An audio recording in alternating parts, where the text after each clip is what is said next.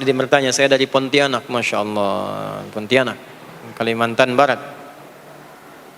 Salat yang paling baik adalah di awal waktu, tapi bagaimana jika mengurus bayi pada waktu salat masih rewel, belum bisa diletakkan atau ditinggalkan untuk salat tepat waktu? Jika dipaksa buat salat tidak bisa khusyuk, bagaimana solusinya? Apakah tidak masalah jika salatnya telah selesai dengan bayi walaupun sampai 1 jam atau lebih? Begini, kalau kita melihat hadis, itu ada sebabnya. Sebab yang melahirkan hadis itu disampaikan namanya asbabul wurud. Ya. Sebab yang menjadikan Quran diturunkan namanya asbabun nuzul. Nuzul untuk Quran karena turun, ya. Kemudian wurud dari Nabi karena diriwayatkan. Ya, ma warada 'anin Nabi sallallahu alaihi wasallam. Nah, hadis tentang salat pada waktunya itu ada seorang sahabat datang kepada Nabi sallallahu alaihi wasallam. Sebetulnya kisahnya ada 2. Ini menarik nih, yang satu pergi, ya datang yang satu lagi. Yang satu itu sholatnya rajin, cuman pada orang tuanya belum maksimal, bukan nggak baik, belum maksimal kebaikannya.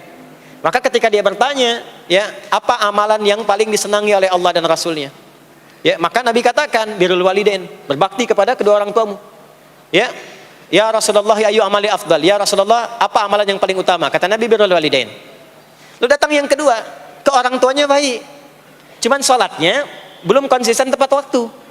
Maka ketika bertanya, ya Rasulullah, ayu amalin afdalu indallahi wa rasuli, ya Rasulullah, amalan apa yang paling utama di sisi Allah dan Rasulnya? Atau kama qala Rasulullah sallallahu alaihi wasallam, atau kama qala as-sa'il. Maka Nabi mengatakan as-salatu ala waqtiha, salat tepat waktu. Salat tepat waktu. Maksudnya kamu ke orang tua udah bagus, ke ibu kamu memuliakan, ke ayah kamu luar biasa. Cuma kemuliaan itu juga harus kamu lakukan takrimnya kepada Allah.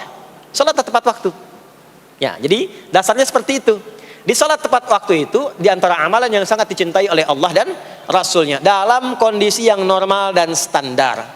Dalam kondisi yang kita dilibatkan pada kondisi tertentu yang tidak ideal, tidak standar, maka adalah bab fikih namanya mustasnayat, pengecualian disebut dengan darurat. Maka kaidahnya berbunyi ad-daruratu tubihul mahdzurat. Darurat itu menjadikan yang tadinya tidak ideal menjadi boleh, bahkan terkadang wajib dilakukan. Yang kalau dipaksakan ikut ke konsep awal jadi dosa. Contoh, sebelum ke ibu tadi, ada yang dokter di sini. Misal, dokternya akan melakukan tindakan. Tindakan itu berlangsung dari mulai jam 1 sampai ke jam 7. 6 jam tuh operasi. Dia ikut tuh dari zuhur, sudah bisa zuhur. Tapi kan akan lewat asar. Maka sekalipun dia bukan di sekalipun bukan di perjalanan, dia jamak zuhur dengan asarnya. Jangan sampai ketika dia sedang membedah, lihat jantungnya, baru mau solusi diberikan tahapan-tahapan pengobatan, asar berkumandang, Allahu Akbar, Allahu Akbar, sholat tepat pada waktunya. Mohon maaf ya, sholat dulu. Itu bisa celaka itu, secelaka. Ya maka yang dilakukan apa? Dia jamak sebelumnya, dia jamak dengan asar, ya selesai itu dia dapatkan maghrib nanti.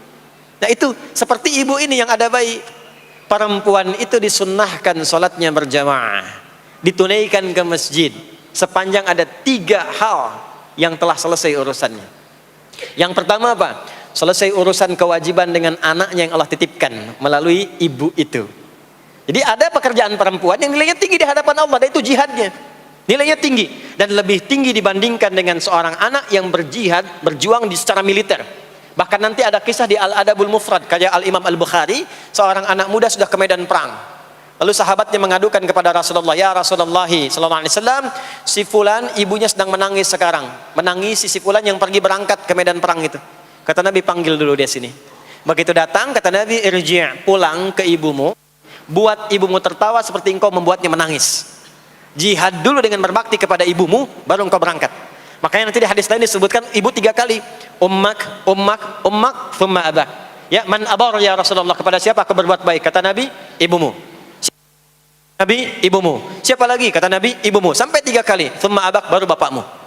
Ada anak SD pulang dari madrasah, belajar hadis ini, ditanya oleh bapaknya, nak belajar apa? Hadis Nabi. Apa itu? Kepada siapa berbuat baik? Jawab Nabi apa? Ibumu. Lalu apa? Ibumu. Lalu apa? Ibumu. Lalu apa? Bapakmu. Berapa kali ibu disebutkan? 3 kali. Bapak berapa? Sekali. Coba kasih tahu ibumu yang ada di dapur, ibu disebutkan 3 kali, bapak sekali. Dia berangkat. Jadi 3 kali, kenapa 3 kali disebutkan? Konfirmasi ditafsir oleh Sayyidina Ali bin Abi Thalib karamahullah wajah. Kata Sayyidina Ali, dan beliau jenius, termasuk jenius matematika. Sayyidina Ali bin Abi Thalib buka kitab namanya Al-Jawahir, karya Syekh Tantawi Jauhari. Di kitab jilid yang terakhir itu ada tentang kejeniusan Sayyidina Ali yang memecahkan masalah matematika dengan pendekatan Al-Quran. Saya balik ke yang tadi. Kata beliau, seorang ibu dimuliakan 3 kali di hadis dibandingkan laki-laki karena ibu punya 3 keistimewaan yang tidak dimiliki laki-laki. 1, mengandung, laki-laki tidak. 2, melahirkan, laki-laki tidak. 3, menyusui, laki-laki tidak. Maka ketika ada seorang ibu tengah mengandung, melahirkan, dan menyusui, itu dimuliakan oleh Allah, perjuangannya jihad.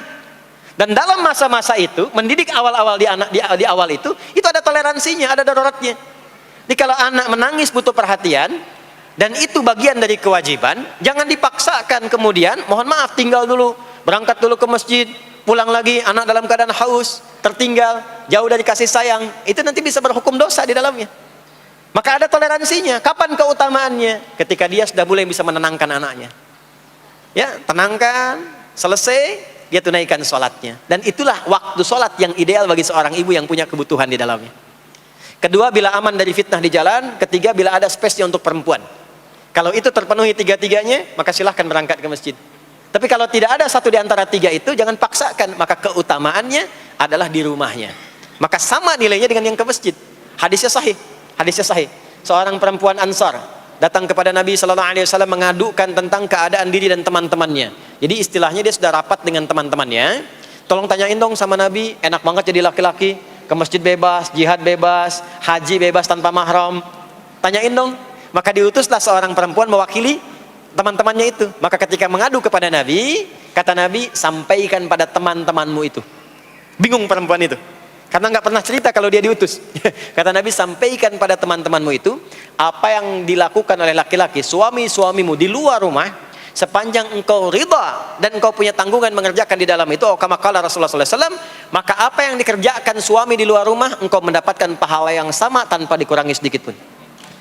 Suami ke masjid, sholat subuh berjamaah, ibu tidak memungkinkan keluar karena ada tanggungan, disiapkan keperluan suami, berangkat, titip ridhonya, minta didoakan kepada Allah. Itu pahala suami sholat di masjid, ibu mendapatkan yang sama tanpa dikurangi sedikit pun. Ya. Dan lebih dahsyat lagi hadis yang lain, riwayat Abu Hurairah. Idza maridal abdu, atau kama qala Rasulullah sallallahu alaihi wasallam. Qala Rasulullah sallallahu alaihi wasallam, kama qala, idza maridal abdu aw safar, kutiba lahu mithla ma kana alaihi muqiman sahiha. Jika seorang hamba sakit atau safar berpergian, ya, atau dalam kondisi yang uzur, tidak bisa menunaikan amalan rutinnya saat dia sehat dan sedang mukim. Saat sedang sehat, sholat sunnah, tahajud, ya, baca Quran. Tiba-tiba apa? Anda safar, nggak bisa sholat sunnah, karena yang fardu pun dikosor. Ya, makanya jangan terlampau soleh ya. Ya, kalau sedang safar kan yang fardu aja dikosor, masa mau ditambah dengan sunnah lagi? Walaupun tidak dilarang, gitu kan? Walaupun tidak dilarang. Anda biasa puasa sunnah Senin, karena safar Anda buka. Itu karena kebiasaan Anda menunaikan puasa. Saat safar tidak puasa, pahala puasa tetap diberikan sempurna walaupun tidak puasa. Hadis sahih. Berbahagialah seorang ibu. Ibu biasa dalam masa sucinya, baca Quran, puasa, sholat sunnah. Tiba-tiba muncul masa haidnya. Begitu masa haid itu tiba, nggak baca Quran, nggak sholat, itu pahala bacaan Quran dan sholat sunnah dan yang lainnya diberikan sempurna tanpa dikurangi sedikit pun.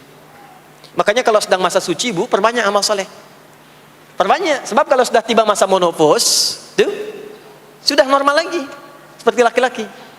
Kenapa nanti ada masa haid? Ada toleransi di situ, ada kemuliaan. Nanti di bab perempuan dibahas secara terpisah.